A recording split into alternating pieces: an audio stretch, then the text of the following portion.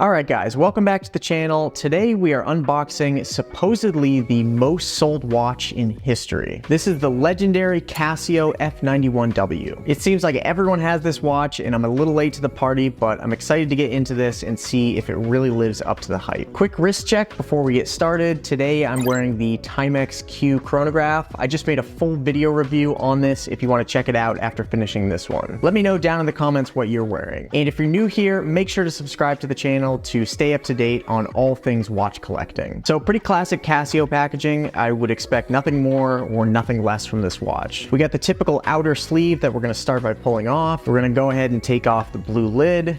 And there's the watch. So pretty much identical experience to most Casio watches. I just did an unboxing of the Casio A158 and the packaging and unboxing was virtually identical. And as far as I know, the watches themselves are actually pretty much the same aside from a few cosmetic details in terms of how the bracelet is made. Again, we're gonna have an instruction manual on the inside. We got the famous 7-year battery claim. So let's go ahead and take this plastic off and get a first good look at the watch. All right, so there is the very famous, very well-known F91W in all its glory. So I do have to say, despite this being such a popular watch, I'm not sure if this is really gonna make it into my personal collection. Personally, I'm more of a stainless steel guy, so I'm not sure if this resin band is really gonna do it for me. But let's take a closer look and see if my mind can be changed. All right, so we're gonna pop this watch off the stands and get a closer look.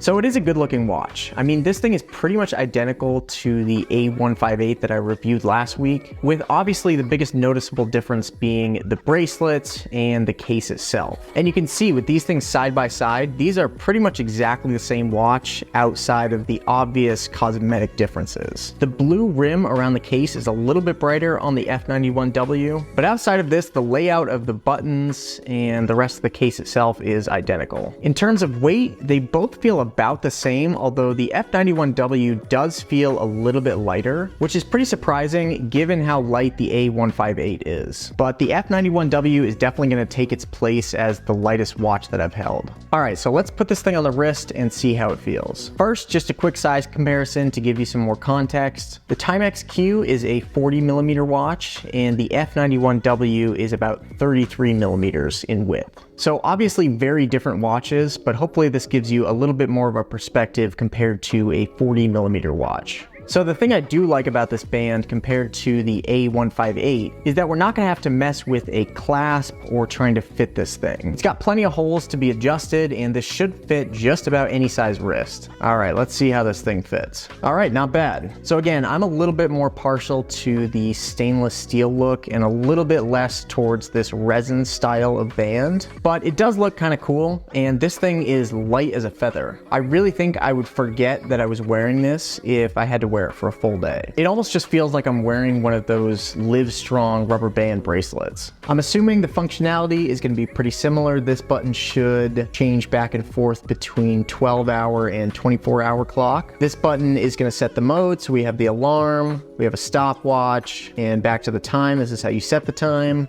And then up at the top, just like the A158, we're gonna have the weakest light of all time. So you can't even see this unless I turn off the lights. So with the lights completely off, you can see the faintest glow, but certainly not the most impressive light out there. But it'll do the trick in dark situations, and I'm sure that's what helps with power conservation and making this battery last at least 7 years. So not too much to complain about there. Let's take a little bit of a closer look at the band itself. So it's this matte black rubberized strap that looks and feels pretty much exactly how you would expect. It feels fine and it's definitely going to be super durable, but it's obviously not the most premium thing out there. But again, that's not exactly what you're buying this watch for. You're buying this to be sort of an everyday, go anywhere type of watch that's going to last for years or decades. So with that purpose in mind, I think the band is totally fine. Again, this is just a personal preference, but I am much more partial to the stainless steel look of the A158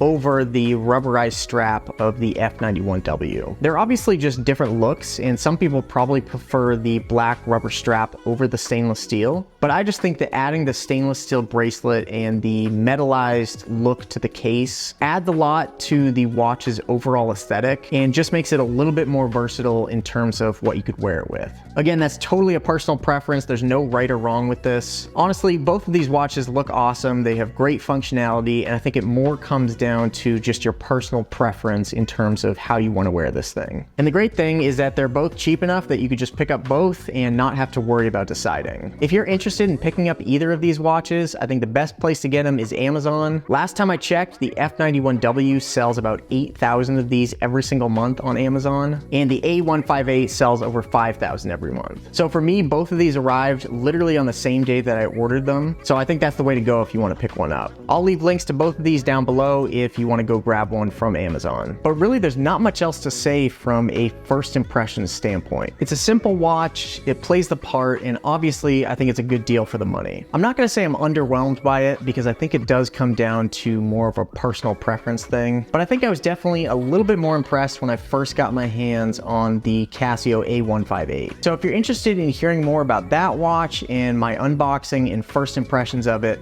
go watch this video here. Otherwise, thank you for watching this. Do me a favor and drop a like down below, and make sure to subscribe to stay up to date with all things watch collecting. I'll see you next video.